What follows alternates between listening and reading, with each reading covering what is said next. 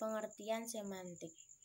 Semantik dalam bahasa Indonesia berasal dari bahasa Inggris, yaitu semantics, dan dari bahasa Yunani sema dalam artian kata benda berarti tanda, atau semaino dalam artian kata kerja berarti menandai. Kata semantik ini kemudian disepakati sebagai istilah yang digunakan dalam bidang linguistik yang membahas hubungan antara tanda-tanda linguistik dengan hal-hal yang ditandainya. Dengan kata lain, semantik adalah bidang kajian dalam linguistik yang membahas makna atau arti dalam bahasa. Kata semantik dapat diartikan sebagai ilmu tentang makna atau tentang arti. Kemudian ada 6 kaidah umum tentang semantik. Yang pertama yaitu hubungan antara kata dengan rujukan bersifat arbitrter. Artinya, tidak ada hubungan wajib di antara keduanya. Yang kedua, secara sinkronik makna sebuah kata tidak berubah. Secara diakronik ada kemungkinan berubah. Yang ketiga, bentuk-bentuk yang berbeda maka mempunyai makna yang berbeda juga. Yang keempat, setiap bahasa memiliki sistem semantik sendiri yang berbeda dengan sistem semantik bahasa lain. Karena sistem semantik itu berkaitan erat dengan sistem budaya masyarakat pemakai bahasa itu, sedangkan sistem budaya yang melatar belakangi setiap bahasa itu tidak sama. Yang kelima, makna setiap kata dalam suatu bahasa sangat dipengaruhi oleh pandangan hidup dan sikap masyarakat yang bersangkutan. Yang keenam, luasnya makna yang dikandung sebuah bentuk gramatikal berbanding terbalik dengan luasnya bentuk tersebut. B. Sejarah semantik. Aristoteles adalah pemikir pertama yang menggunakan istilah makna melalui batasan pengertian kata yang menurutnya adalah satuan terkecil yang mengandung makna. Ia juga mengungkapkan bahwa makna itu dapat dibedakan antara makna yang hadir dari kata itu sendiri secara otonom serta makna yang hadir akibat terjadinya hubungan gramatikal. Pada tahun 1825, oleh ilmuwan Jerman, ia mengemukakan konsep baru tentang grammar yang meliputi 3 unsur utama, yaitu semasiologi, ilmu tentang tanda, sintaksis, studi tentang kalimat, dan etimologi, studi tentang asal-usul kata sehubungan dengan perubahan bentuk makna. Masa kedua pertumbuhan semantik ditandai dengan hadirnya artikel Les lois intellectuelles du language karya seorang berkebangsaan Prancis Michael Bridges, yang pada masa itu studi semantik lebih banyak berkaitan dengan unsur-unsur di luar bahasa itu sendiri. Kemudian masa pertumbuhan ketiga, studi tentang makna ditandai pemunculan karya Gustav Schrein yang berjudul Meaning and Change of Meaning with Special Reference to the English Language pada tahun 1931. Ia melakukan kajian makna secara empiris dengan bertolak dari satu bahasa, yakni bahasa Inggris. Kemudian C. Manfaat semantik. Manfaat itu tergantung dari bidang apa yang digeluti dalam dunia sehari-hari. Yang pertama, bagi wartawan, reporter, atau mereka yang berkecimpung dalam media massa, semantik akan memudahkan dalam memilih dan menggunakan kata dengan makna yang tepat dalam menyampaikan berita kepada masyarakat. Bagi guru atau calon guru bahasa, pengetahuan tentang semantik itu akan memberi manfaat teoritis dan praktis. Manfaat teoritisnya, teori-teori semantik akan membantunya dengan lebih baik rimba belantara rahasia bahasa yang diajarkannya itu. Sementara manfaat praktisnya adalah berupa kemudahan baginya dalam mengajarkan bahasa itu kepada peserta didiknya.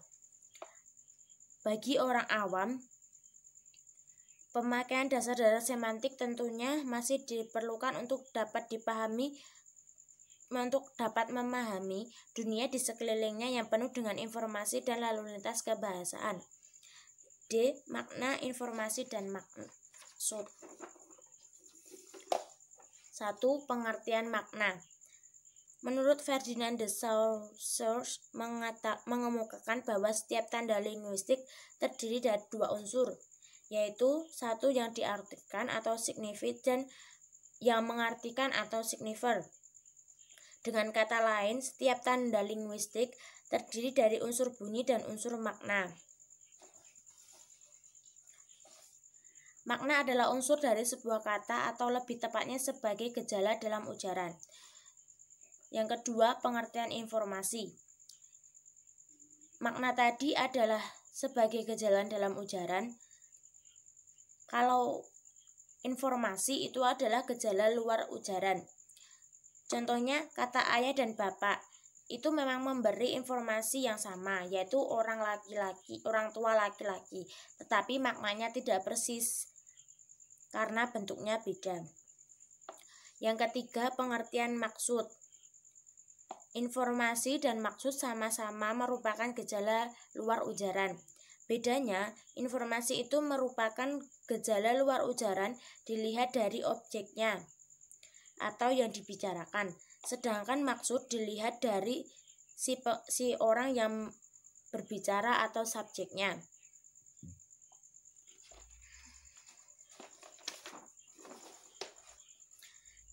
Aspek makna. Aspek makna menurut Palmer dalam Jaja Sudharma dapat dipertimbangkan dari fungsi dan dibedakan atas pengertian, perasaan, nada, tujuan. Keempat aspek makna itu dapat dipertimbangkan melalui kata bahasa Indonesia sebagai contoh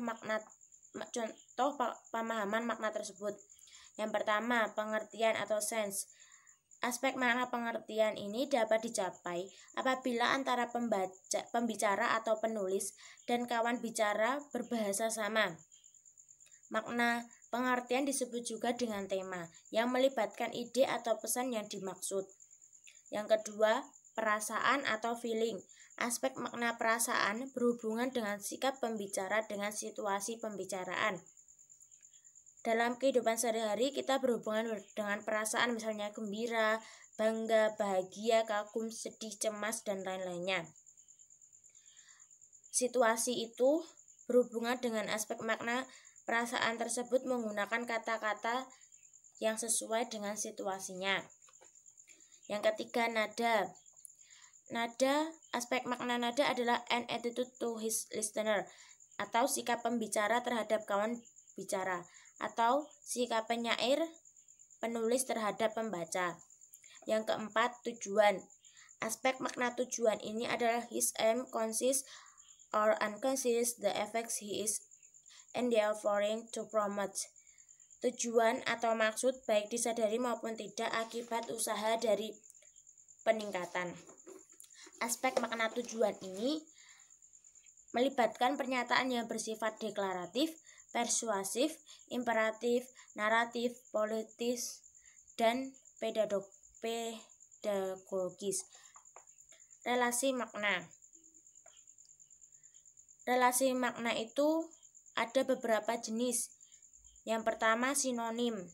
Sinonim itu digunakan untuk menyatakan sameness of meaning atau kesamaan arti.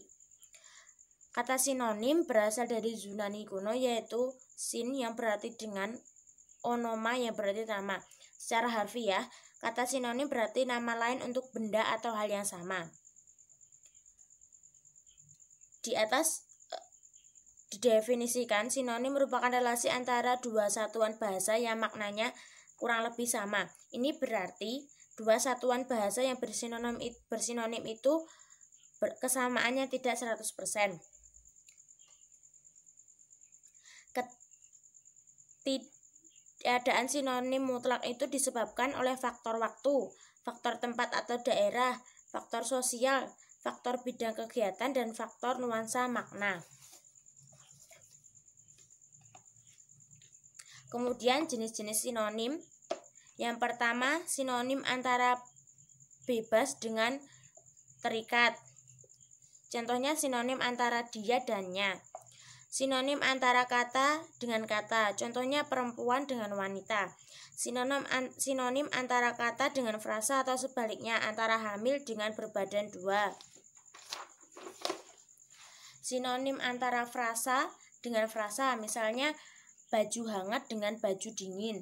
sinonim antar kalimat dengan kalimat, misalnya antara Bilal mengumandangkan azan dengan azan mengumandangkan Bilal. Tidak semua kata dalam bahasa Indonesia memiliki sinonim, misalnya kata beras, salju, batu, kuning, dan lain-lain. Ada kata-kata yang bersinonim pada bentuk dasar tetapi tidak bersinonim pada bentuk jadian. Misalnya kata benar bersinonim pada. Kemudian ada kata yang tidak bersinonim pada bentuk dasar tetapi bersinonim pada bentuk jadian, misalnya jemur bersinonim dengan kering. Ada kata yang dalam artian sebenarnya tidak memiliki sinonim tetapi dalam arti kiasan justru memiliki sinonim.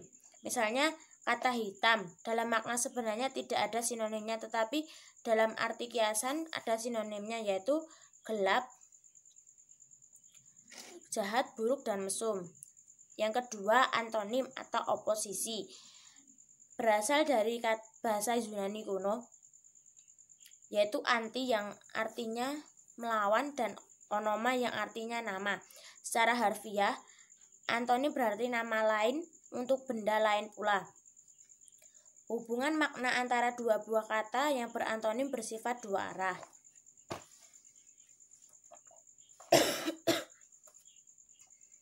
Antonim ada yang bersifat mutlak dan ada yang bersifat tidak mutlak. Banyak pakar yang menyebut antonim sebagai oposisi makna. Oposisi berdasar sifatnya, oposisi dapat diklasifikasikan menjadi oposisi mutlak, kutub, hubungan, hierarkial, dan majemuk. Pertama, oposisi mutlak, yaitu terdapat pertentangan makna secara mutlak, misalnya antara kata diam dan gerak. Oposisi kutub, pertentangan maknanya tidak bersifat mutlak tetapi bersifat gradasi atau ada tingkat-tingkat makna, misalnya kata panas dan dingin. Yang ketiga, oposisi relasional atau hubungan. Makna kata-katanya bersifat saling melengkapi. Adanya kata-kata tertentu menyebabkan adanya kata-kata yang menjadi oposisinya dan sebaliknya. Misalnya, suami beroposisi secara relasional terhadap kata istri. Oposisi hierarkial ini menyatakan suatu deret, jenjang, atau tingkatan. Kata-kata yang hierarkial adalah kata-kata yang berupa nama, satuan, ukur, panjang, berat, isi, nama, jenjang pangkat, dan sebagainya. Oposisi majemuk, yaitu sejumlah kata yang maknanya dapat dikelompokkan dalam oposisi majemuk karena satu kata memiliki oposisi yang banyak.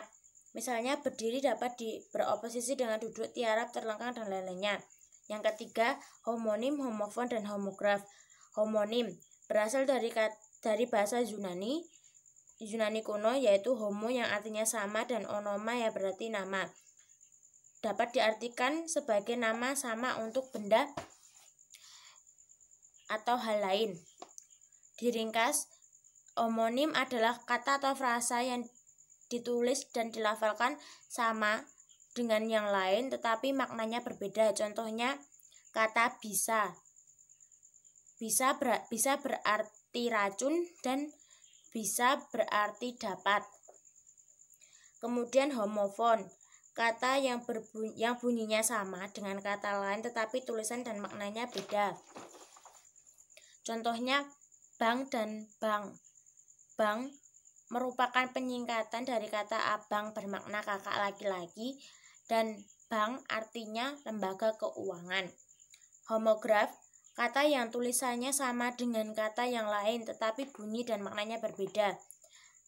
Kata tahu. Tahu bisa berupa berarti tahu makanan dan tahu mengerti atau memahami sesuatu. Yang keempat, hiponim dan hipernim. Hiponim berasal dari bahasa Yunani kuno, yaitu hipo di bawah dan onoma nama. Hiponim berarti nama yang termasuk di bawah nama lain. Dengan kata lain, hiponim adalah kata yang maknanya dianggap merupakan bagian dari makna kata lain. Misalnya, mawar adalah hiponim terhadap kata bunga. Sedangkan hipernim berasal dari kata hiper di atas dan onoma nama. Jadi hipernim merupakan kata yang maknanya dianggap meliputi atau mencakup makna kata lain. Misal, kendaraan adalah hipernim terhadap truk, bus, mobil, motor, sepeda, dan lain-lainnya. Yang kelima, polisemi. Menurut Cair, polisemi diartikan sebagai satuan bahasa, terutama kata, bisa juga frasa, yang memiliki makna lebih dari satu. Polisemi dengan homonim nampak sama, tetapi pada hakikatnya berbeda. Perbedaannya yaitu homonim bukanlah sebuah kata, melainkan dua buah kata atau lebih yang kebetulan bentuknya sama. Sebaliknya, bentuk polisemi adalah sebuah kata yang memiliki makna yang lebih dari satu. G. Idiom dan ungkapan. Idiom adalah konstruksi yang maknanya tidak sama dengan makna komponen-komponennya.